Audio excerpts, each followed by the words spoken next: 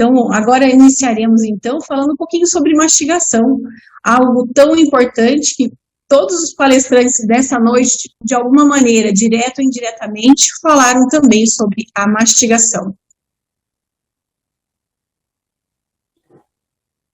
César, você vai ter que compartilhar para mim, que eu mudei para o celular, e no caso vai ficar para você fazer o compartilhamento.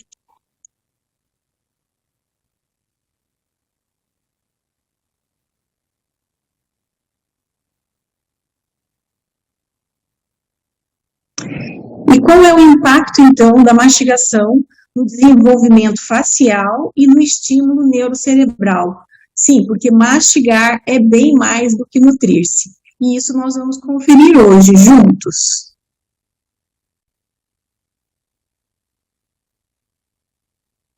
Como relatou o nosso amigo, o Dr. André, a nossa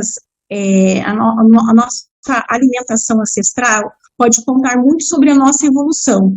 E foi através da descoberta do fogo, através do cozimento dos alimentos, que nós nos diferenciamos como seres humanos. E pudemos repensar sobre as nossas práticas e começar a ter mais tempo para estudar e para criar novas conexões, e praticamente as modificações que o nosso cérebro surgiu ao longo desse tempo foram graças ao cozimento. Podemos ver aqui que o homem começou então a diferenciar o alimento. E nós somos a única espécie que cozinhamos e preparamos e amaciamos o nosso alimento. Dizemos que começamos a digerir o alimento ainda fora da boca, a partir do momento que modificamos a sua consistência. Não vamos deixar que essa evolução que observamos na fala do Dr. André, a gente se perca. Vamos observar nessa noite como a gente pode, ainda civilizados e com uma alimentação modificada, ainda conservar características importantes dos nossos ancestrais. Vamos conferir tudo isso.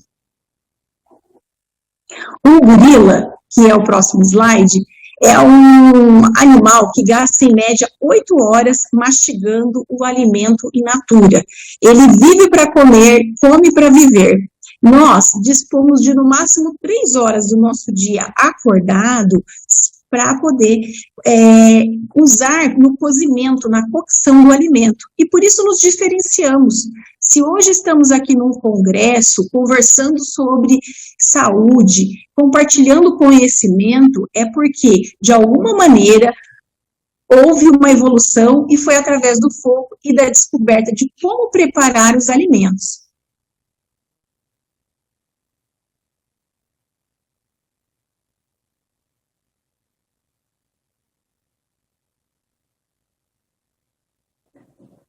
Agora, como a gente percebeu nessa noite, o alimento saudável, ele está no prato.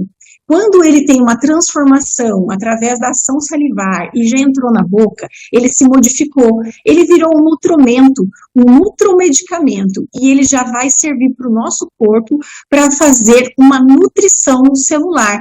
A biodisponibilidade do alimento a nível celular vai depender muito dessa primeira etapa que nós vamos discutir hoje, que é a mastigação. Se não mastigarmos, é capaz de que nós simplesmente eliminemos o nosso alimento, que está ali nutritivo, sem absorver a capacidade que ele tem de nos dar a glicose necessária para as nossas células.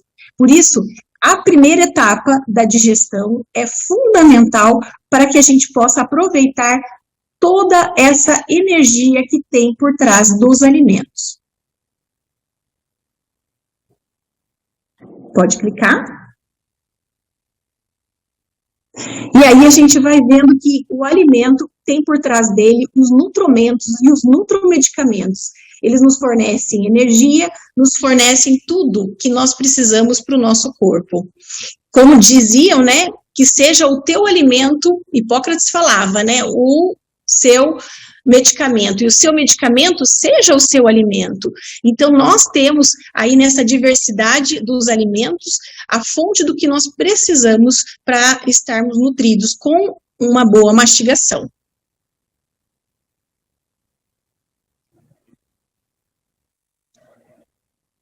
Vejamos agora a questão da boca não é funil. Nessa noite, os nossos colegas já falaram sobre essa máxima, e essa máxima me causou muita estranheza quando a primeira vez eu ouvi que deveríamos mastigar a água.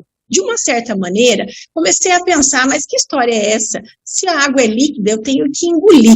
Mas depois eu fiquei pensando, é verdade, se a água vier num gole como essa moça, blu, blu, blu, blu, blu, blu, blu, ela vai entrar no corpo sem ter incorporado com a saliva e vai modificar totalmente o pH do estômago, alterando a nossa capacidade digestiva. Por isso, realmente, não podemos fazer da nossa boca um funil.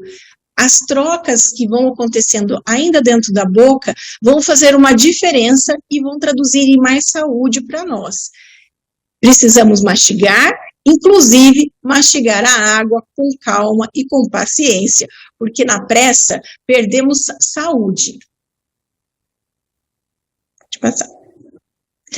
Então, estamos aí diante de um laboratório em que vai ter uma ação bioquímica na saliva, temos aí enzimas importantes digestivas na saliva e várias substâncias protetoras nas nossas secreções.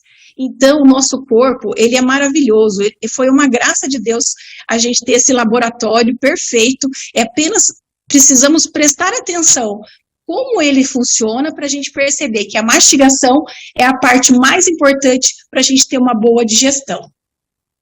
Então, a ação biofísica da mastigação tritura e pulveriza os alimentos, levando o bolo alimentar de uma maneira mais harmoniosa para ser digerido nas etapas seguintes. Pode passar.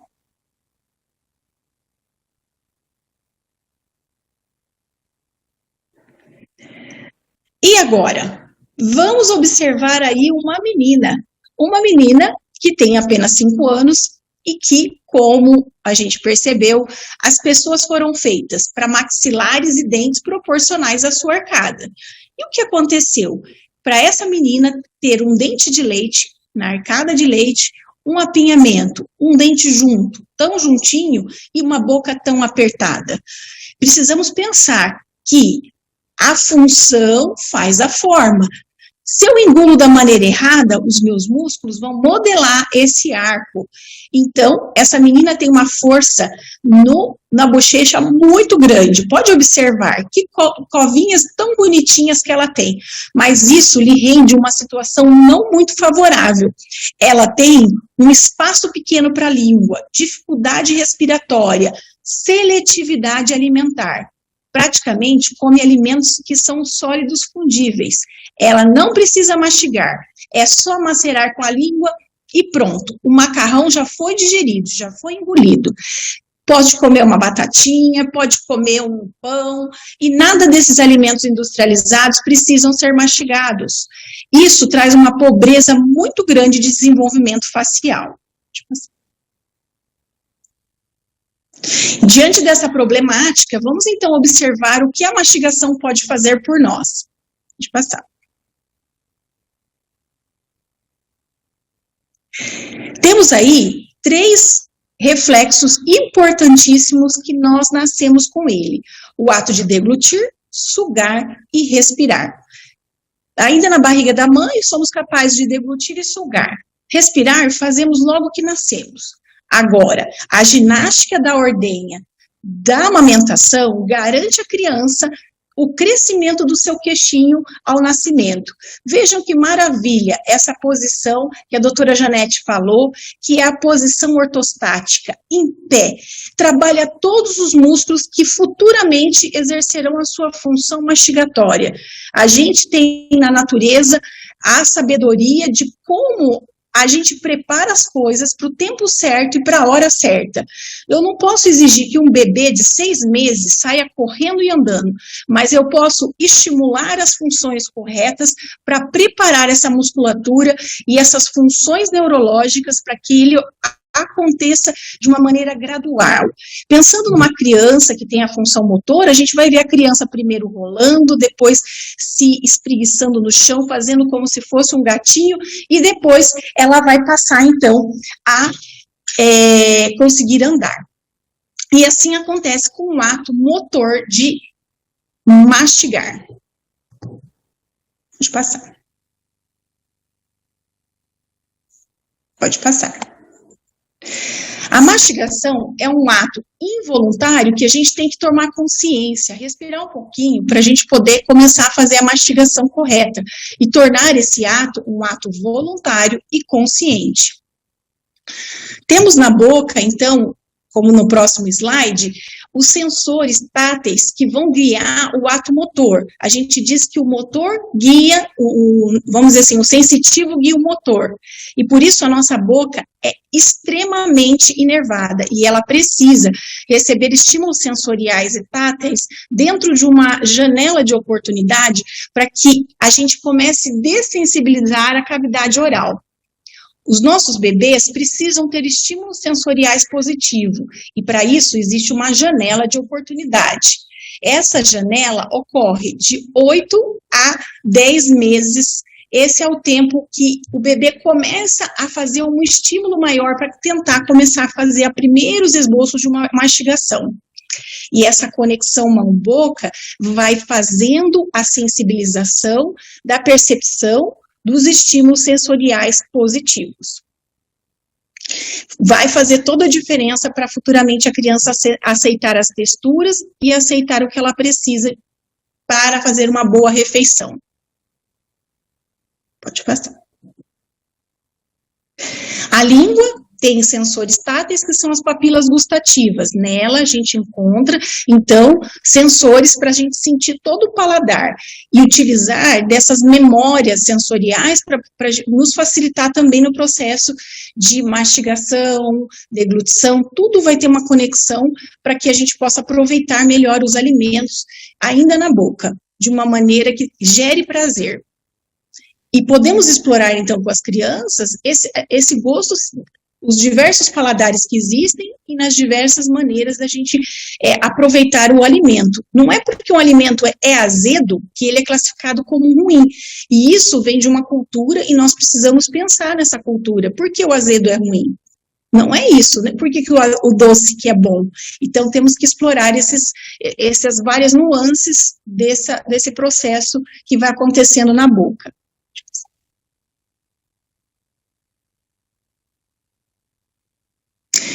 Vamos pensar que o nosso dente, ele tem sensores importantes e que vai levando para o cérebro o comando, que vai dando estímulos para que a gente possa executar as funções e elas terem uma coordenação, né, terem uma condição de serem executadas com sabedoria. Nossos dentes são capazes de levar em poucos segundos a informação de que no meio do arroz existe um grãozinho meio estranho de areia. Automaticamente os dentes começam a se autoproteger. É um ato reflexo imediato. Não precisamos pensar para que isso aconteça. Pode passar. O cérebro, então, ele tem conexão direta com o sistema nervoso central, com receptores a nível de cavidade da articulação temporomandibular e sensores altamente especializados no periodonto dos dentes. Tudo isso vai coordenando para que o nosso cérebro entenda como é que é bom mastigar esse alimento e quase que instintivamente vamos tomando as nossas decisões. A recusa alimentar é algo que preocupa os pais e a família, num sistema de luta ou fuga diante de registros aversivos. Por isso, se a gente for ver no histórico de uma criança que tem alguma recusa alimentar, a gente pode, de repente, descobrir que aquela criança, como acontece muito aqui na clínica, foi um prematurinho que até os 4 meses viveu, não teve nenhuma experiência sensorial com a boca, né? Começou a conectar com o peito da mãe aos 4 meses, quando recuperou o peso. Outras crianças, o medo do engasgo pode ter sido uma maneira da família ser muito seletiva com relação à alimentação e não deixou a criança levar essa conexão da mão com a boca que caracterizava na época para a criança, isso é sujo, cuidado, não põe na boca. E ela não teve vamos dizer assim, a riqueza sensorial de colocar os objetos na boca, como são os mordedores ou a própria mãozinha. Pode passar. Por isso, vamos repensar sobre as práticas de impor, forçar a criança, comparar a criança com outra, distrair a criança nos tablets e televisões, ou dizer assim, um dia, quando ele crescer, ele vai experimentar novos alimentos. A gente precisa assumir um novo olhar e nos preparar para entender o histórico de cada família, de cada criança, e a partir dessa leitura, poder explorar essa riqueza que é o ato de mastigar e ter prazer com aquilo que se come. E é algo muito importante, porque algumas crianças têm atraso na fala, atraso no desenvolvimento facial, déficit cognitivo, porque simplesmente não mastigam, elas simplesmente empurram e amassam o alimento sem mastigar. Pode passar.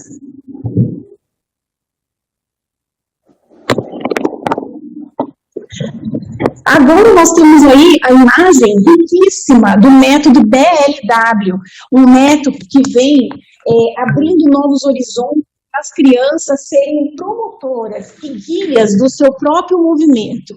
É algo maravilhoso a gente ver que eu vim de uma geração em que eu fui alimentada por papinha, e hoje a gente de repente consegue gradualmente, com técnica, com conhecimento, oferecer para as nossas crianças a oportunidade de fazer a conexão mão-boca, escolher os alimentos, levar à boca, fazer essa exploração de maneira natural.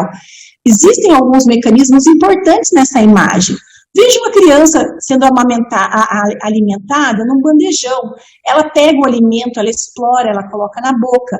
Ela põe os pezinhos no chão para que esses pezinhos possam trazer para ela uma estabilidade cervical e liberar a musculatura para o ato de levar o alimento e mastigar. Já a criança que está ingerindo ali, acontece aquele probleminha que foi discutido já nessa noite. A mãe quer dar conta de quanto que a criança tem que comer e coloca o alimento, e a mãe que regula essa saciedade da criança.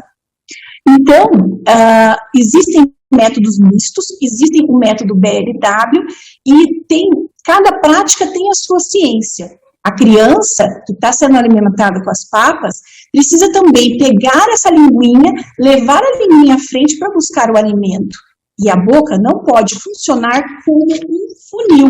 Ela tem que ter a disponibilidade de fazer os primeiros movimentos, mesmo que seja anteroposterior, que é a primeira fase da mastigação, mas precisa ocorrer.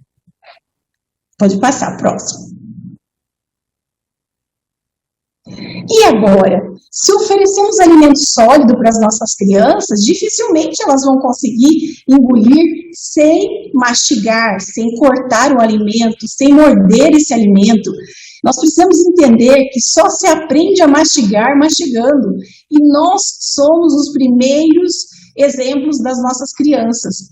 E quando a gente quer que uma criança aceite uma textura mais apurada, da casca e da polpa, a gente não pode querer que ela comece no primeiro estágio correndo, sendo que ela está engatinhando. Precisamos ter paciência e conhecer um pouquinho do ato aprendido de mastigar. Porque Deus nos deu a proteção de nós aprendermos a engolir e deglutir e ordenhar, mas mastigar tem ciência. Eu venho de uma geração em que a propaganda falava que um danoninho valia por um bifinho. Mas eu queria que vocês me falassem o que vocês pensam a respeito disso.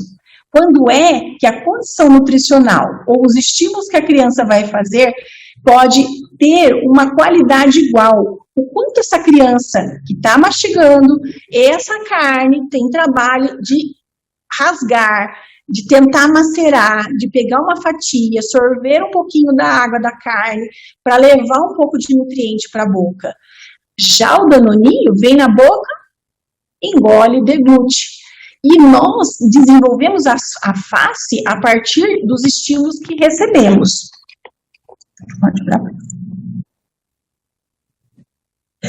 Vejamos, um alimento duro e fibroso leva estímulos para o osso, que leva a uma melhor mastigação, que vai assertivamente oferecer para a criança um crescimento facial. O que adianta uma criança ir usar um aparelho ortodôntico apenas se ela não tem nenhum estímulo mastigatório. Quais são os resultados que nós vamos obter se a gente não conseguir ser um aconselhador dessa família? Comer um pedaço de coco é muito importante. É um alimento que traz consistência e tem que ser macerado para ser biodisponibilizado e ingerido. Próximo. Agora, precisamos pensar, se mastigar é um ato motor e aprendido, o que nós fazemos com a mastigação? Será que a mastigação realmente ela é um ato inconsciente? Queria perguntar para vocês, a última vez que você subiu uma escada, você pensou nos movimentos que você fez? Você calculou se ia primeiro com o pé direito ou com o pé esquerdo? Pois é, existe um engrama que acontece no nosso corpo, que é um programa que o nosso cérebro executa para funções motoras que são repetidas. E a mastigação se enquadra nesse ato motor neuromuscular da mastigação. Por isso, temos padrões mastigatórios viciosos que podem levar a consequências não muito boas para o nosso desenvolvimento facial, mesmo falando no caso de adultos. Então, se queremos criar uma nova maneira de mastigar, precisamos treinar de maneira consciente e repetida. Vejam só o que aconteceu com esse menino. O João está indicando para nós, com o chiclete, que o lado que ele está mastigando é o lado de trabalho. Já o outro lado é o lado de balanceio. Jamais conseguimos trabalhar dois lados de trabalho. Sempre estaremos fazendo um ciclo mastigatório do ato de mastigar. Pode passar. Agora, na imagem, veremos o papel da língua em levar o alimento para o lado de trabalho na mastigação. Esse bolo alimentar, ele vai sendo macerado do lado de trabalho e, consequentemente, o lado oposto é o lado de balanceio. E eles trabalham de maneira harmônica para que a deglutição ocorra com o bolo alimentar triturado. Mas, para isso, precisamos ter tranquilidade e mastigar. E o tempo de mastigação na boca é fundamental. Os apressadinhos, os respiradores bucais apressadinhos não aproveitam tudo o que tem na boca necessário para uma boa mastigação. E falando de respirador bucal, são os que mais mastigam com a boca aberta, tentando respirar e mastigar ao mesmo tempo. Pode passar. Vamos lá, vamos devagar com isso. A primeira mastigação é de um lado só, quando a pessoa predominantemente busca começar a mastigação de um lado e depois termina do outro. Existem pessoas, por condições diversas, que cronicamente 90% dos ciclos sempre começam da direita. Aqui na clínica, não me canso de receber pessoas falando, doutor, eu só mastigo do lado direito, sabe? Depois que aquele dente do canal, nananana, aí eu começo a mastigar do lado que eu me sinto mais seguro. E isso é algo que é bem comum. Agora, tem pessoas que também, de maneira errônea, mastigam dos dois lados ao mesmo tempo. Vou tentar falar para você como seria. Esses movimentos de mastigar dos dois lados ao mesmo tempo são movimentos mais verticalizados. Não tem como, tendo duas articulações aqui e com um ciclo de mastigação mais harmonioso na língua, de falar que vamos mastigar ao mesmo tempo dos dois lados. Só se for no movimento de charneira, de abre e fecha na vertical. Essas três modalidades, a mastigação predominante, a mastigação crônica e a mastigação simultânea, são erradas e trazem consequências a nível bucal. Vamos ver o que é padrão e o que é fisiológico na mastigação. Próximo. A mastigação tem que ser encarada como algo sério. A mastigação é como se fosse uma academia da boca. Por isso, não justifica a gente simplesmente resolver que em determinado momento vamos mastigar só de um lado. Precisamos contar e programar o nosso cérebro dentro de um programa saudável. Esse programa exige que a gente tenha técnica. Por isso, a minha sugestão que fica aqui é contar o lado que você inicia a mastigação, por exemplo, do lado direito, mastigue até completar 10 vezes. Depois, leve o alimento para o lado esquerdo e vá mastigando do lado esquerdo o alimento, de tal maneira que você consiga, de maneira consciente, melhorar padrões faciais e evitar dores e disfunções que veremos a seguir. Por isso, leve a sério. Se você vai na academia e seu professor passa uma instrução, você segue à risca, porque sabe o resultado que pode acontecer com uma tarefa mal executada. Então, por que o ato motor de mastigar deveria ser menos importante? Próximo. Vejamos aqui uma prática clínica que eu faço com os meus pacientes do sistema MyoBrace e com os que forem necessários. Agora o Guilherme vai fazer a incisão do alimento. Ele usou os incisivos, os dentes da frente para fazer o corte. Quando o alimento é muito duro, quando uma castanha, de repente uma cenoura crua, vai ter que usar o canino para mastigar. Olha, observe o movimento que ele está fazendo, que é um movimento ondulatório. Ele levou a língua e aí o lado que ele está mastigando, a gente sente a comissura do lábio fazendo uma covinha maior. Então, a gente vai dando essa orientação para que a criança mantenha sempre os lábios fechados e que leve o alimento em lateralidade direita 10 vezes e depois que terminar, vá para o lado esquerdo, fazendo essa alternância. Ok, muito obrigada. Pode passar. Condições locais fazem com que os movimentos sejam tendenciosos. Você observando na flecha, você pode observar que no caso 1, podemos, através de uma inspeção, chegar à conclusão de que o paciente tem mais movimentos verticais, não faz um ciclo mastigatório. No caso 2, que é uma mordida cruzada do lado direito, a tendência é fazer uma mastigação preferencialmente pelo lado direito. A mordida profunda, que é, no caso 3, a tendência da pessoa é fazer movimentos mais verticais. E agora, na falta de dente, que lado que a pessoa vai preferir mastigar? É só parar para pensar. Às vezes a gente parece adivinho, parece que o dentista sabe tudo, mas não é. Podemos usar 2 métodos. Um, investigar e tirar conclusões. O outro é fazer o paciente fazer na nossa frente ou filmar e aí observar aquilo que a gente imagina acontecendo. Próximo. Então, as condições locais, elas são determinantes para uma boa mastigação. Uma pessoa que faz um apertamento durante o dia, sobre uma vida pressionada, ou que range os dentes à noite, vai utilizar os mesmos músculos da mastigação. Eu te faço um convite agora. Aperte seus dentes e observe se esse músculo que eu estou tocando aqui nessa imagem, ele não contrai. Então, a próxima vez que você for manter os seus dentes cerrados, ativando os músculos mastigatórios, desencoste os dentes para começar a preservar essa musculatura.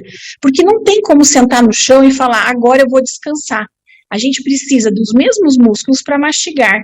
E que falta de prazer é comer um saco de pipoca com dor no músculo, dor no masseter, contraído, com muita dor. Não tem prazer algum no alimento se a gente estiver com as consequências de um apertamento de una ou um bruxismo noturno. Próximo. Aqui ficam só uma recordação dos músculos da face utilizados para mastigação. E a próxima vez que você sentir uma dor de cabeça, uma dor muscular, você vai começar a repensar na relação entre o apertamento ou também numa mastigação predominantemente errada. Né? Muitas vezes uma dor de cabeça unilateral pode ser um uso equivocado de uma musculatura que foi muito fadigada e usado por muito tempo de maneira incorreta. Pode ir para o próximo.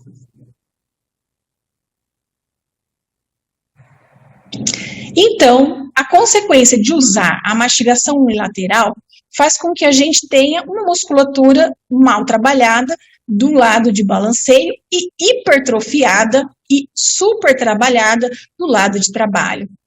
E a gente não vai colher bons frutos disso. Vamos observar junto aqui as imagens do próximo slide? A atriz, ela tem uma face muito bonita, mas observa-se, olhando ela como se a gente estivesse no lugar dela. A face do lado direito, ela tem o ramo e o corpo da mandíbula muito trabalhado. Ela é uma mastigadora do lado esquerdo. Como a gente observa isso na imagem? O corpo e o ramo da mandíbula do lado direito estão mais alargados, já a região de comissura de lábio, ela está mais pronunciada. Então, apesar dela ser uma modelo muito bonita, ela tem uma característica de uma mastigadora unilateral. Próximo. Isso, são alguns sinais importantes da simetria facial. A altura dos olhos, em que os olhos do lado de trabalho aparecem mais baixos e mais próximos do corpo da mandíbula. Isso a gente vai detectar através de umas fotos, principalmente quando a pessoa está sorrindo. E aí a gente faz a foto e faz a observação clínica ou também dentro do processo do movimento. Pode ir para o próximo?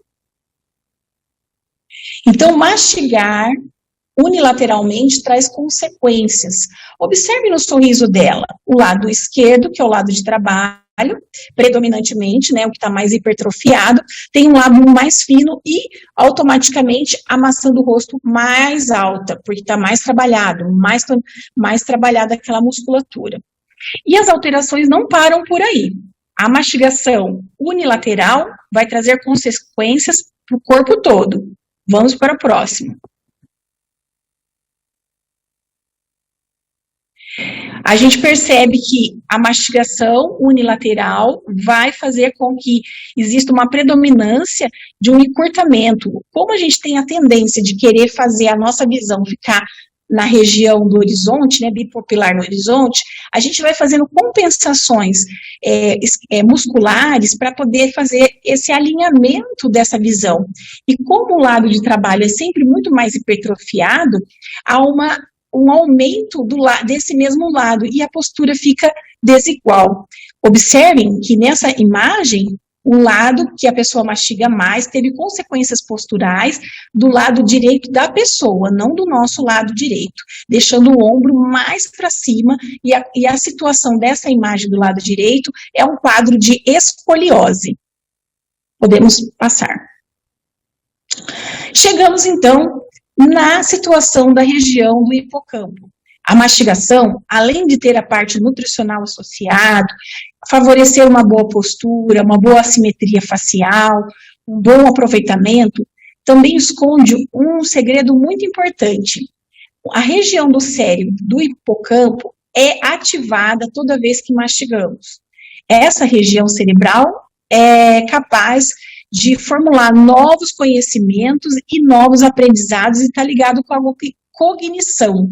Diversos trabalhos correlacionaram a ausência de dentes em ratos e a ausência de estímulo nessa região. Então, toda vez que estamos mastigando, estamos preservando a nossa memória. Vamos para o próximo.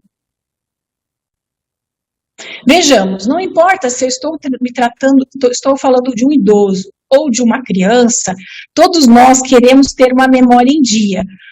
E estudar é importante, mas mastigar antes de estudar é muito mais importante.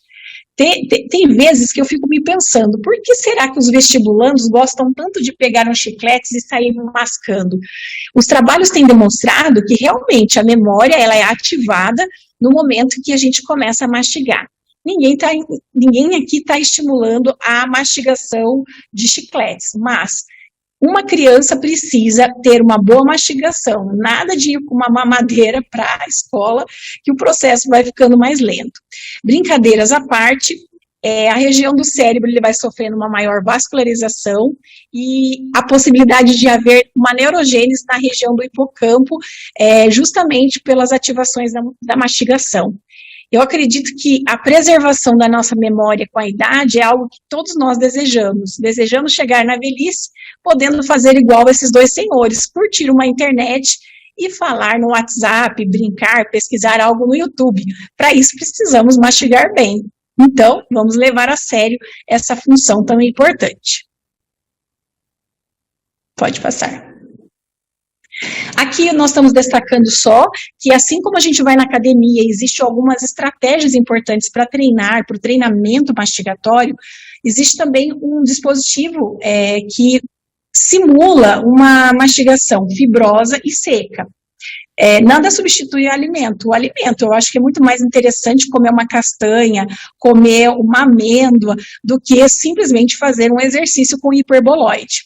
Mas existem pacientes que precisam treinar a sua atividade muscular, então a gente lança a mão desse artifício tão legal que é o hiperboloide, que é um silicone. Vejam na mãozinha dela, ela vai treinar a mastigação com esse silicone para depois estar apta para aceitar os alimentos secos e fibrosos. Pode ir para o próximo?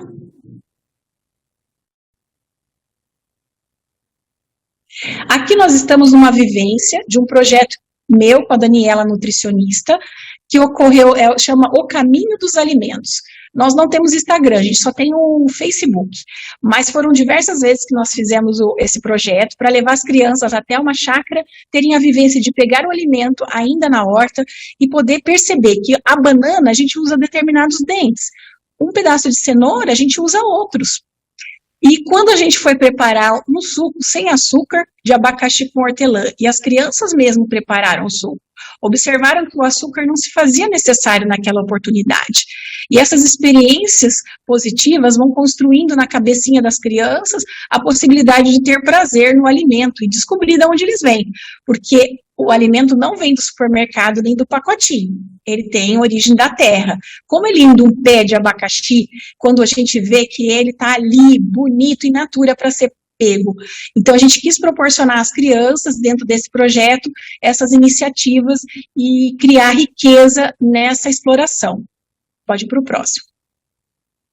Então, até mesmo o azedo, o doce, dentro do paladar pode ser explorado. Vejamos, então, a importância da gente mastigar bem, como é no caso da última figura, pode passar, né, da gente estimular o desejo, a vontade e a motivação. Aqui, a gente tem um grande aliado, que é o sistema MyoBrace, que prepara os músculos mastigatórios com uma boa respiração para a criança voltar a ter prazer de comer. Porque o respirador bucal não tem muito prazer de comer. Ele tem dificuldade para sentir o paladar. Então, a aliança de uma mastigação correta, com o uso desse maravilhoso sistema, que é o sistema MyoBrace, que faz uma ativação neuromuscular. Juntos, eles fazem um par perfeito para um bom desenvolvimento facial e para uma criança que vai ter um melhor aproveitamento da sua própria infância. E aqui a gente diz, né, que nós nos alimentarmos tem tudo a ver com o que o Dr. Luiz falou. Disponibiliza um maior aproveitamento dos alimentos, para que as nossas mitocôndrias ofereçam a energia necessária que a gente precisa para o dia a dia. A energia necessária que a gente precisa para executar tudo o que fazemos. Mas se a gente não mastigar bem, nada disso acontece.